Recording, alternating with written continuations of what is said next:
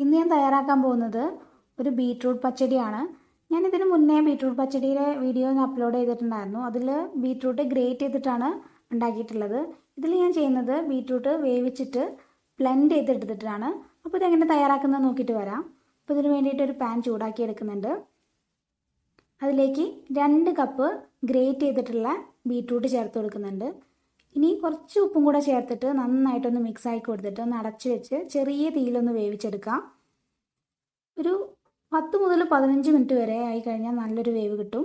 ഇനി ഇതിൻ്റെ അരപ്പ് റെഡിയാക്കാൻ വേണ്ടിയിട്ട് ഒരു മിക്സിയുടെ ജാറിലേക്ക് 1/2 കപ്പ് തേങ്ങ ചിരകിയത് ചേർക്കുന്നുണ്ട്. കൂടെ 1/4 ടീസ്പൂൺ കടുക്, 1/4 ടീസ്പൂൺ ചെറിയ ജീരകം, എരിവിന് ആവശ്യമുള്ള ഒരു പച്ചമുളക് ചേർക്കുന്നുണ്ട്. ഇനി ഇതിലേക്ക് വേണ്ടത് വെള്ളമാണ്. 1/2 കപ്പ് വെള്ളം ഞാൻ ഈ സമയത്ത് ചേർത്ത് കൊടുത്തിട്ട് നന്നായിട്ടൊന്ന് ബ്ലെൻഡ് ചെയ്തെടുക്കാം. ഇപ്പോൾ അരപ്പ് റെഡി ആയിട്ടുണ്ട്. ഇതങ്ങ് മാറ്റി വെക്കാം. ഈ സമയം കൊണ്ട് നമ്മുടെ ബീറ്റ്റൂട്ട് എല്ലാം നന്നായിട്ട് കുക്കായിട്ട് വന്നിട്ടുണ്ട്. ഇനി ഇതൊന്ന് തണുത്ത ശേഷം നമുക്ക് അടിച്ചെടുക്കാം. ഇപ്പോൾ ബീറ്റ്റൂട്ടെല്ലാം ചൂടൊന്ന് വിട്ടിട്ടുണ്ട്.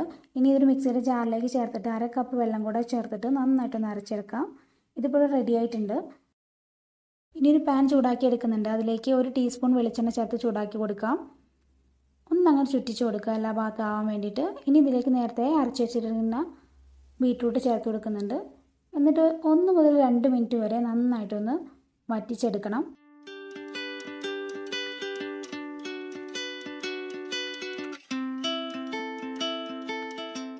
ഇതിപ്പോൾ നന്നായിട്ട് തിളച്ച് വന്നിട്ടുണ്ട്. ശേഷം നമുക്കിതിലേക്ക് അരപ്പ് ചേർത്ത് കൊടുക്കാം. അരപ്പിൽ കൂടുതൽ വെള്ളം ഇല്ലാതിരിക്കാൻ വേണ്ടിയിട്ട് പ്രത്യേകം ശ്രദ്ധിക്കണം. എന്നിട്ട് നന്നായിട്ടൊന്ന് മിക്സ് ആക്കി കൊടുത്തിട്ട് 1-2 മിനിറ്റ് ഒന്ന് തിളപ്പിച്ചെടുക്കാം. ഈ സമയത്ത് ഉപ്പില്ല എന്നുണ്ടെങ്കിൽ ഉപ്പ് ചേർത്ത് കൊടുക്കണം. ഇനി ഇതിലേക്ക് കട്ടയടച്ചിട്ടുള്ള തൈരാണ് ചേർക്കേണ്ടത്. ഒരു 1/2 കപ്പ് തൈര് ഞാൻ ഈ സമയത്ത് ചേർക്കുന്നുണ്ട്. എന്നിട്ട് നന്നായിട്ടൊന്ന് മിക്സ് ആക്കി കൊടുത്തിട്ട് അങ്ങോട്ട് ചൂട് കയറ്റിയിട്ട് നമുക്ക് ഇറക്കി വയ്ക്കാം. തൈര് ചേർത്ത ശേഷം തിളപ്പിക്കരുത്. ഇനി ഒരു പാൻ ചൂടാക്കിയിട്ട് അതിലേക്ക് ഒരു 3 ടീസ്പൂൺ വെളിച്ചെണ്ണ ചേർത്ത് ചൂടാക്കി കൊടുക്കുന്നുണ്ട്. 1/2 ടീസ്പൂൺ കടുകിട്ടിട്ട് പൊട്ടിച്ചെടുക്കാം. ഇനി ഇതിലേക്ക് വേണ്ടത് ഒരു 3 വറ്റൽമുളകും കുറച്ച് കറിവേപ്പിലയും കൂടെയാണ്. ഇതെല്ലാം കൂടെ താളിച്ചിട്ട് നമുക്ക് നേരത്തെ തയ്യാറാക്കിയിട്ടുള്ള പച്ചടിയിലേക്ക് ചേർത്ത് കൊടുക്കാം.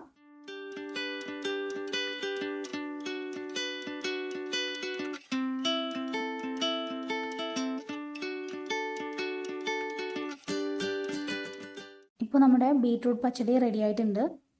അപ്പോൾ ഇന്നത്തെ വീഡിയോ എല്ലാവർക്കും ഇഷ്ടമായെന്ന് വിചാരിക്കുന്നുണ്ട്. വീഡിയോ ഇഷ്ടമായിട്ടുണ്ടെങ്കിൽ ലൈക്ക് ചെയ്യാനും ഷെയർ ചെയ്യാനും സബ്സ്ക്രൈബ് ചെയ്യാനും മറക്കരുത്.